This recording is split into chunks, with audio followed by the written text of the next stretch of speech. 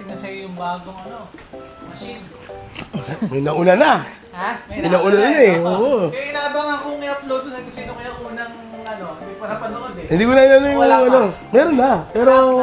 Na-post mo na? Opo. Na-post na nga rin yan eh. Post ko na, yung mga unang natikman. Oo. So yun, bossing, anong project natin ulit?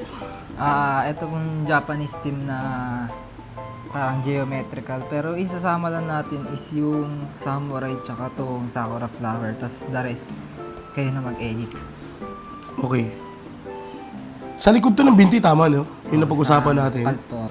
Itong design na to, goods talaga to sa mga part na to, yung mga visible, yung mapuputing area, tama? Okay? So kailangan mag-construct tayo ng medyo talagang solid dito. Para kahit na malayo ka, Baka may lalaki. maganda tignan.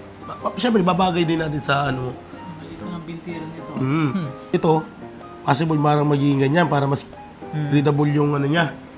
Yung design niya, mas makilala siya. Baka lalakihan na lang, parang Oo. ganun ba? Oo. Tapos maglalagay tayo ng sakura tree. Tama? Oo, sige. Tingnan natin kung lalabas sa tawas pa. Kung ano lang yung kakasya, pero pwede naman tanggalin yung parang shrine ng matitira lang. Ang pinaka gusto ko lang kasi yung sakura tree and yung samurai. Kung ano pong tingin yung mas babagay. So ngayon, yung gagawin natin ay picturean ko yung ano mo, yung binti mo, tapos iaano ko siya. I-edit natin para meron ka ng idea kung anong tumatakbo sa utak ko din. O sige sir, tayo ka dito sir. Picturean ko lang yung ano. Tama ba? Kanan, no? Kanan? Kanan ko. Okay, good. Thank you, bossing. So, edit lang ako, boss, ha? Okay ba? Good day mga pate at panibagong araw na naman. Ang project po natin dito mga boss ay isang custom design na black and gray.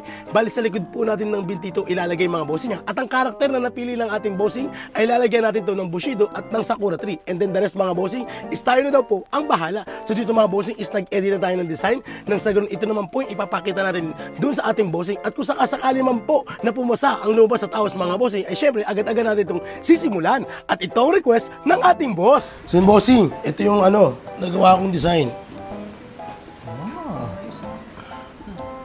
Paho ka na kagad ha. Maganda ka, lalo na yung Yung shadow niya, tubig oo. niya. Tsaka yung ano ng shrine, parang hindi siya yung mismong tusok lang. Oo, tusok lang. Kasi kailangan niyang maging ano eh. Kasi pag ganyan, magiging itim na masyado yung pinaka-background. Kasi nakasiliwit kasi yung ano natin eh. Yung mga pinakita mo, di ba? Pasiliwit yun eh. So dito kahit paano, meron siyang karakter. Ito visible talaga yan. Oh. So kahit na ba tumubo yung balahibo niya. Yes sir, tama yon. Isa yung kasi inano to, ang balbon ng kanyang bindi. Kasi yung maliliit Kung magiging na light tong mga to, wala, no?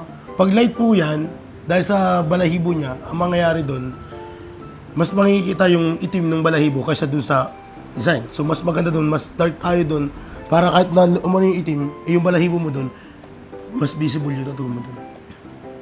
Tingin mo, pwede na. Layo sa ano. Alay sa inisip mo. So, okay na tayo? Okay na, good. Diba? At ayun na nga, game na tayo. So bago tayo magpatuloy mga bossing, ay dumako muna tayo rito sa ating tanungan portion. Dito ay nagtatanong po yung ating kaibigan na si Albert Al Perez. Padentanong lang, pwede bang hugasan ang katatatulang kahapon? Yes mga bossing, pwede pong hugasan ang ating mga tato kahit na ito ay katatapos lamang pong itato. O di ba? Mga bossing, kung mapapansin nyo, yung ating mga artist ay hinuhugasan po yan kung sakasakali sila po ay nagpupunas na ito kapag ito ay natindahan mga bossing. Kumbaga, sa proseso pa lang mga bossing ay hinuhugasan na po yan ng ating mga artist. Kaya pwede po talaga hugasan ang inyong mga tato after ng session. Ngayon naman po, bago kayo lumabas sa studio mga bossing, after ng session, ang gagawin ng artist set ay binabalutan ito ng clean wrap. Nang sa ganun mga bossing ay hindi po ito mapapasukan o madidikitan ng alikabok. And then pag uwi ng bahay, kailangan tanggalin yung balot, tapos huhugasan niyo po ulit yung mga bossing at kailangan niyo na pong ipahinga ang inyong mga tato kasi kailangan din po niya ng time na siya ay dry mga bossing. Nang sa ganun yung ointment na ibinigay sa inyo ng artist kung sakasakaling meron man po, ayun naman po ipapahid nyo kinabukasan. Ngayon naman po kung bakit binabalutan niya ng mga artist natin, nang sa ganun nga po is maiwasan po talaga yung pagkakaroon ng infection ng ating mga tattoo. Kaya po talagang binabalutan niya kasi naka-open pa po yung sugat niyan mga pade kung sakasakaling after na session ay aalis na po kayo kaagad. Kaya binabaluto po yun ng ating mga artist. At kung sakasakaling naman po mga bossing na kayo ay may concern doon sa inyong mga tattoo, is magtanong naman po kayo sa inyong mga artist. Huwag po kayo makikinig sa iba, lalo na doon sa mga kaibigan natin na wala naman po tattoo mga bossing kasi hindi rin po nila alam yung mga gagawin nila doon sa mga tanong ninyo. Halimbawa na naman po, pag tinanong siya na pwede bang hugasan ng tattoo, sasabihin niya, syempre, hindi yan pwede hugasan kasi baka mamaya is maano-ano yan, bla bla bla. Di ba mga kapatid? So dapat artist lamang po ang inyong tatanungin o yung mga artist nyo lamang po ang tanungin ninyo sa part na yan. Pero mga kapatid, balik tayo sa tanong, pwede po talaga hugasan ang ating mga tattoo. Kailangan nyo po yan gawin mga bossing. Araw-araw po yan, kada maliligo, kaya naman po bago kayo matulog mga kapatid. Kailangan nyo pong hugasan yan, tapos tsaka nyo po ilalagay yung ointment na ibinigay ng inyong artist mga bossing. Nang sa ganun is mabilis po talaga yung pag-heal ng ating mga tattoo. Kaya sa tanong po ng ating bossing, na okay lang ba hugasan ng tattoo? Yes mga bossing, kahit katatapos pa lang yan mga bossing, ay pwede na po yan hugasan. Sino pa lang ating finished product mga boss? At total of 4 hours? O diba?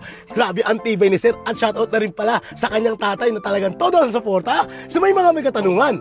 Message lang po sa ating Facebook page na Tattoo. Yun lamang po. Maraming salamat!